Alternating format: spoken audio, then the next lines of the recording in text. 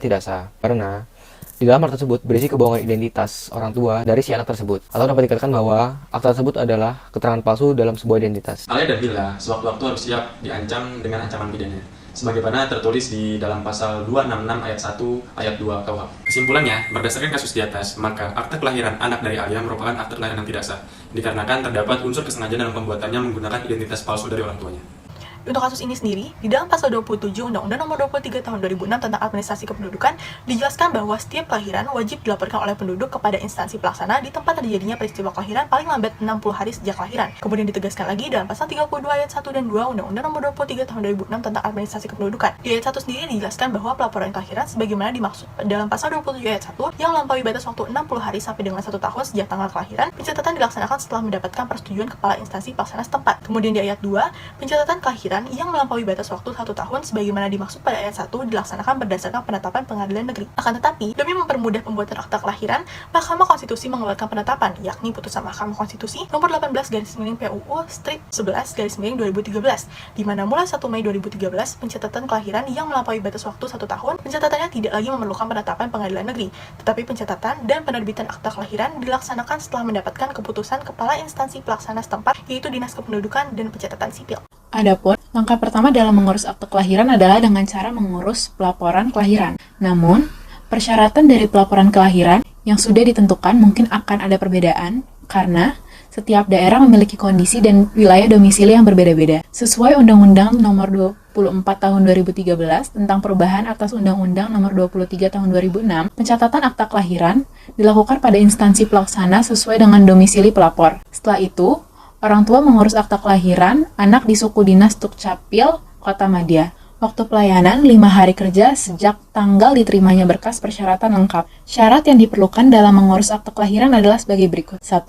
Surat keterangan kelahiran dari kelurahan. 2. Asli dan fotokopi surat keterangan kelahiran dari dokter atau bidan atau penolong kelahiran dengan memperlihatkan aslinya. 3. Surat nikah atau akta perkawinan orang tua.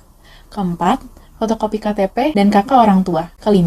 Nama dan identitas saksi pelaporan kelahiran. Dan yang keenam atau yang terakhir adalah persetujuan kepala dinas atau suku dinas dalam hal pelaporan melebihi 60 hari sejak tanggal kelahirannya. Proses pencatatan kematian Ibu Alia sampai mendapatkan kutipan akta kematiannya ini berlangsung dalam jangka waktu 3 hari. Sebelum menuju pada prosedur untuk mendapatkan kutipan akta kematian tersebut, yang pertama itu harus menyiapkan beberapa persyaratan, yang diantaranya itu ada surat keterangan kematian dari kepala desa atau lurah, ada surat kematian atau visum dari dokter atau petugas kesehatan, ada fotokopi KK dan KTP yang bersangkutan dilegalisir, dan fotokopi akta kelahiran yang meninggal dilegalisir. Setelah menyiapkan beberapa persyaratan, selanjutnya menyiapkan tata cara pencatatan kematian bagi warga negara Indonesia. Pertama itu, kematian Ibu Alia itu wajib dilaporkan oleh keluarganya atau mewakili kepala instansi pelaksana paling lambat 30 hari sejak tanggal kematian. Kedua itu, berdasarkan laporan yang dimaksud, pejabat pencatatan sipil mencatat pada register akta kematian dan menerbitkan kutipan akta kematian. Yang ketiga itu, catatan kematian itu dilakukan berdasarkan keterangan kematian dari pihak yang berwenang. Yang keempat, jika dalam hal tersebut terjadi ketidakjelasan keberadaan seseorang karena hilang atau mati tetapi tidak ditemukan jenazahnya, maka pencatatan oleh pejabat pencatatan sipil harus dilakukan setelah adanya penetapan pengadilan.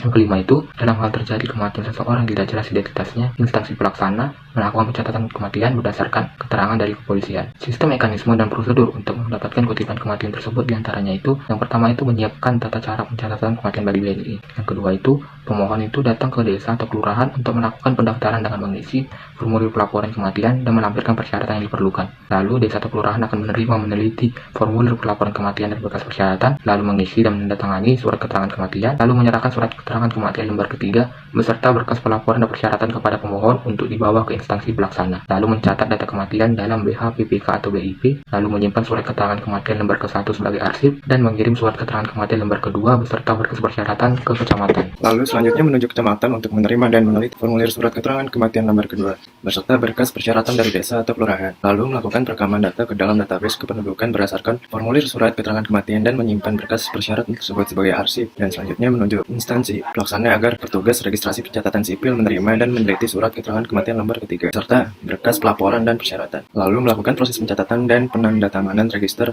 akta kematian termasuk 2 orang saksi. Selanjutnya melakukan perekaman data kematian ke dalam database kependudukan dan penerbitan kutipan akta kematian. Lalu penandatanganan register akta dan kutipan akta kematian oleh kepala. Instansi pelaksana selanjutnya kutipan akta kematian tersebut diserahkan kepada pemohon agar register akta kematian dan berkas persyaratan tersebut disimpan. Surat keterangan merupakan pengantar untuk mengurus akta. Contohnya adalah perkawinan, kelahiran, kematian, dan lain-lain yang dilakukan oleh pegawai catatan sipil. Namun, surat keterangan tidak bersifat otentik karena hanya sebagai pengantar bahwa suatu peristiwa benar-benar terjadi. Sedangkan akta yang dikeluarkan oleh catatan sipil sifatnya adalah otentik. Hal ini karena kutipan akta yang dibuat adalah di hadapan atau dibuat oleh langsung pejabat pembuat yang berwenang. Dalam pembuktian perdata, maka akta yang dikeluarkan oleh catatan sipil memiliki kekuatan hukum yang lebih kuat dan mengikat dibandingkan surat keterangan. Melalui akta yang dikeluarkan catatan sipil, maka terdapat pengakuan yang sah atas peristiwa hukum yang terjadi atas diri seseorang, sehingga status keperdatanya diakui yang melibati hak dan kewajiban seseorang. Untuk nomor 1, dasar hukumnya ialah yang pertama ada Undang-Undang Nomor 23 Tahun 2006 tentang Administrasi Kependudukan. Yang kedua, Undang-Undang Nomor 24 Tahun 2013 tentang perubahan atas Undang-Undang Nomor 23 Tahun 2006 tentang Administrasi Kependudukan.